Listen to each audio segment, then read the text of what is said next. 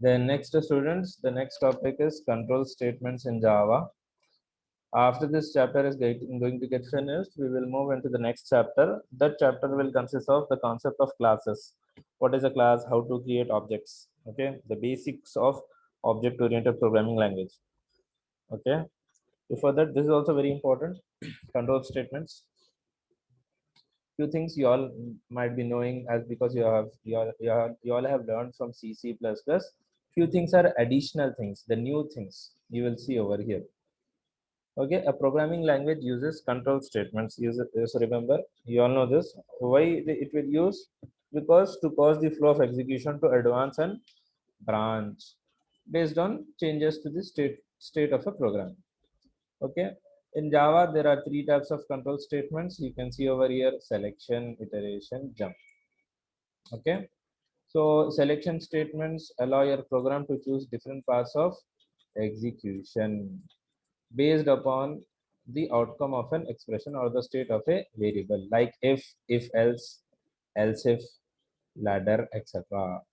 Whereas iteration sometimes enable a program execution to repeat one or more statements, like loops: while loop, do while loop, for loop. Okay, apart from that, there are jump statements also: break keyword, continue keyword. What jump statements this will do is allow your program to execute in a non-linear fashion. We will see that afterwards. So now you can see over here Java selection statement. There are two selection statements: if and switch. This is if. This is the syntax of if. You all know this, and you have learned in C language also. Over here, if the condition is true, it will evaluate statement 1 by skipping else part. If suppose condition is false, it will skip statement 1's execution and go to else part statement 2 for execution. I hope you all have understood this. You all have learned this already in C language. Now, similarly, you can see int a comma b. Suppose you have assigned some value to a and b. Okay, the numbers, as because the data type is int. Suppose the number of a is less than the number of b. Then what will happen? If that is true, a will be initialized with 0. If that is wrong, then else part will be evaluated as b will be assigned with 0. Now, the next thing.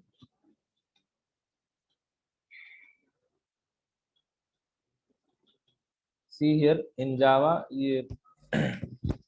in Java, it is possible to control the if using a single Boolean variable also. Okay, like over here in this example, if that is Boolean data available. If suppose data available, what is the data type to Boolean? Data available, it is Boolean. So data available can be either true or false. As over here, a b is int, they will be assigned with numbers. But over here, data available data is Boolean.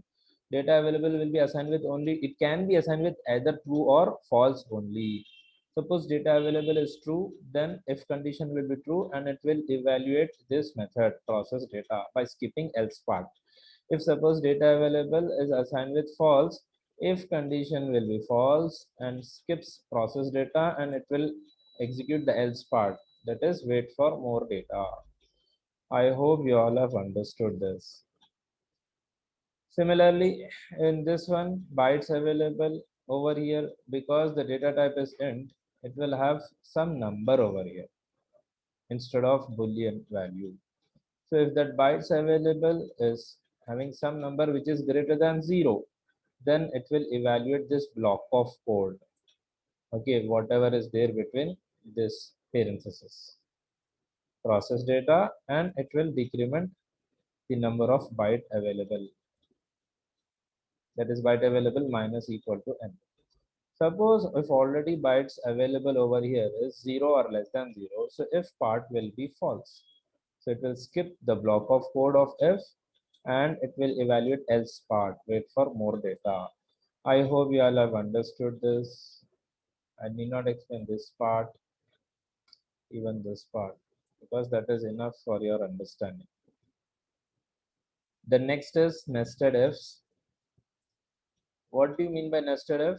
if a particular if condition is having another if else inside it, that is nested if. See, a nested if is an if statement that is the target of another if or else. Nested ifs are very common in programming. Okay, see here, over here there is one if condition. If I is double equal to 10, if that is true, then you have got a block of code inside it with two ifs and one else. Means one if is nested with another if else. Okay, that is fine. This is if else if ladder. That is what nested ifs is, the if else ladder. It looks like this. You have got if condition, then else if, so on till else. Remember, the if statements are executed from top to bottom, top to down. Okay, as soon as one of the conditions controlling the if is true, the statement associated with that if is executed, and the ladder and the rest of the that is ladder is bypassed. Okay, if none of the condition is true, then the final else statement will be executed. Suppose all of them these are false, then obviously it will execute the else part. Okay, this is a simple program, man. C++ program. You all practice this. If you want, I will explain this. Okay, I will explain. Don't worry. Over here, what's happening in this program? You see here, month is equals to 4. There is one variable of data type string season. Now see here, what is month actually equal to? 4. So now in this if condition, you see month is equals to 4. Have you got anywhere? No. This if condition gets false. It will look into else part, else if part. So over here you have got this is false, but this one is true. So one true is there in this, or the complete if becomes true. So this else if is true. So it will evaluate its next statement, that is season will be initialized with spring, and it will skip all this else if and else. So after that is done, that is initializing season equal to spring, it will come to println method and it will print the message. So April is in the season. Over here, season is going to display the value, that is spring. You can see the output. I hope you all have understood this. Next is the switch context. Even this is very simple. Similar to C language, one or two things are different. See, switch over here, there will be one expression. Whatever the expression will be over here, that will be matched with the case value. Suppose the expression is value 1, it will come inside and it will evaluate this case value. Okay.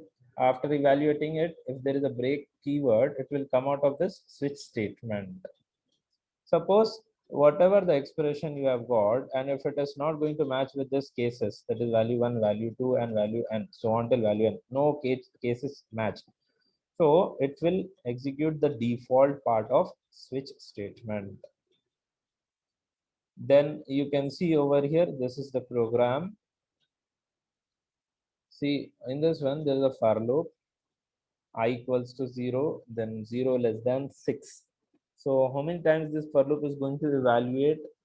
6 times, counting from 0, 0, 1, 2, 3, 4, 5. So at one time, I will be over here, switch will be having I as 0, then 1, then 2, then 3, then 4, then 5. Okay, students, see if this meeting is going to end, please you all join faster. So see here, first if it is 0, so what will happen? It will evaluate case 0. Then if it is 1, it will evaluate case 1. Then after that, if from the for loop, if it is 2, it will evaluate case 2. Then after that, I becomes 3, it will evaluate case 3. But remember, after that, when switch of 4, there is no case 4. So it will evaluate default part for I equal to 4. Similarly, for I equal to 5 also. That is I is greater than 3. It will be for I equal to 4 and 5. You can see the output. See, I is 0, 1, 2, 3. Then for I equal to 4 and 5, these are the two statements. Then you see in switch brick break statements are optional. So what's going to happen is, please students practice this well. This is very important. Over here I is equals to 0, so 0 less than 12. For how many times? 12 times this for loop is going to evaluate with the values of I as 0, 1, 2, 3, 4, 5, 6, 7, 8, 9, 10, 11. Now as see here in cases, this case 0 to 4, there is from case 0 to 3 there is no break. Suppose if I equal to 0, so case 0, as there is no break in case 0, it will come to case 1, it will come to case 2, it will come to case 3, it will come to case 4, and it will display. For what? For I equal to 0, it will display this I is less than 5. Then it will encounter a break. So it will come out, and now I will be 1. Same thing, switch off 1. So there is no, it will come to case 1. So again, there is no break in case 1, 2, 3.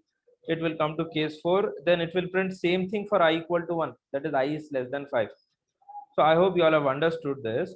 This statement will be for I equal to 0, 1, 2, 3, 4. Okay, 5 times this is going to get displayed. For what? For I equal to 0, 1, 2, 3, 4. You can see over here. Similarly, then for if I becomes 5, 6, 7, 8, and 9, okay, this will be the statement 5, 6, 7, 8, 9. You can see 5, 6, 7, 8, 9. After that, if I becomes 9 and sorry 10 and 11, this will be the default part. Okay, please practice this, students. Okay, improved version of season program. The one season program we have seen just 1 or 2 minutes before. Same program over here, improved version.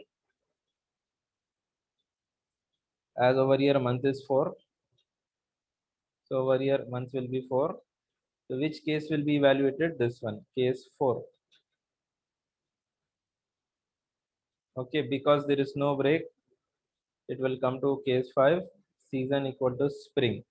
It will come out, and it will print this April is in the spring. Okay, students, I'm not going to explain this. This is very simple, man. You practice this. If you're having doubt, you can ask me.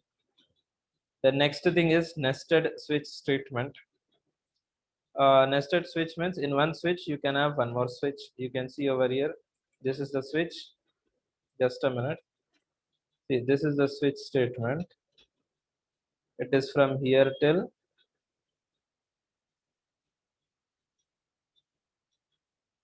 it is going to continue,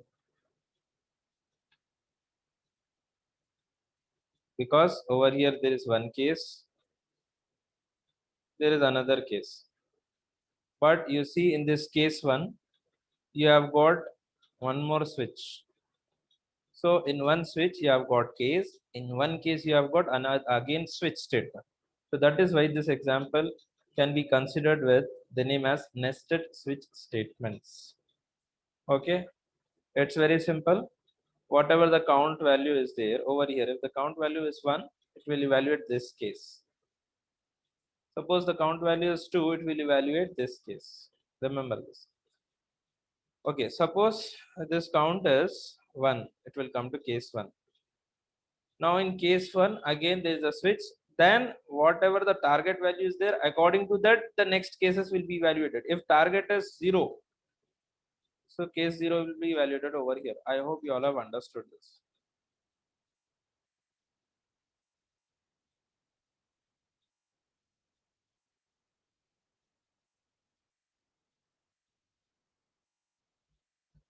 Then the next part is iteration statements.